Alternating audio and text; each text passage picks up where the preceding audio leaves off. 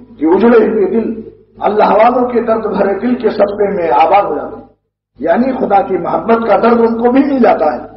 اس مضمون کو بھی میرا ایک شعر ادا کرتا ہے اور جس کو سناتا رہتا ہوں، مگر بار بار لے کر مزہ لیتا ہوں، تکرار سے کوئی فرق نہیں پڑتا۔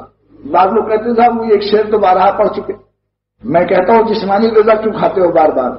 اپنی بیوی سے کہہ دو زندگی میں ایک دفعہ انڈا کھلا دینا، کیونکہ ہم وہاں اعتراض کرتے ہیں کہ ایک شعر کئی دفعے سنایا اور پھر سنا دیا آج، وہاں کہہ دو تکرار مت کرنا، انڈے کو دوبارہ مت کھلانا، ایک دفعہ زندگی میں کھلا دو، شامی کباب ساری زندگی میں ایک دفعہ کھلا دو، کیوں بار بار کھاتے ہو؟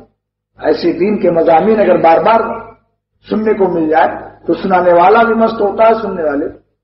تو اس ایک شعر سے اس مضمون کو اللہ تعالیٰ نے اپنی رحمت سے ادا کرایا۔ وہ دل جو تیری خاطر فریاد کر رہا ہے، وہ دل جو تیری خاطر فریاد کر رہا ہے، اجڑے ہوئے دلوں کو آباد کر رہا ہے۔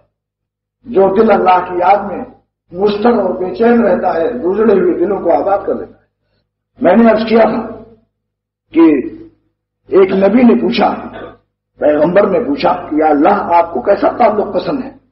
حضرت جلال الدین رومی رحمۃ اللہ علیہ فرماتے ہیں کہ اس نبی کو مگر یہ وحی بتائی گئی یہ بات کہ مجھے اپنے بندوں سے ایسا تعلق پسند ہے کہ جیسے ماں 2-3 سال کے بچے کو جو ابھی چلنا سیکھا ہے، کسی خطا پر مثلا ناک یا بلغم منہ میں رکھ لیا، کوئی کپڑا گندا کر دیا، نالی میں ہاتھ ڈال دیا، تو ماں اس کو کان پکڑ کے کہہ رہی نکل یہاں سے نالا ہے۔ اس وقت میں وہ بچہ کیا کرتا ہے؟ کیا نکل جاتا ہے؟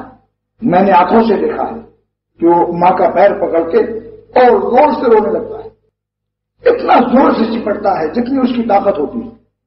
نکالتے بھی دیکھا، چپٹتے بھی دیکھا، نکالنے والی ماں کو بھی دیکھا، چپٹتے ہوئے بچے کو بھی دیکھا۔ میں اپنے گھروں کے حالات سب نظر آتے ہیں، اپنی بہن، اپنی پھوپھی، اپنے تمام واقعات ایسے چیزیں نظر آ جاتی ہیں۔ بس یہ اللہ تعالیٰ کو اپنے بندوں سے پسند ہے۔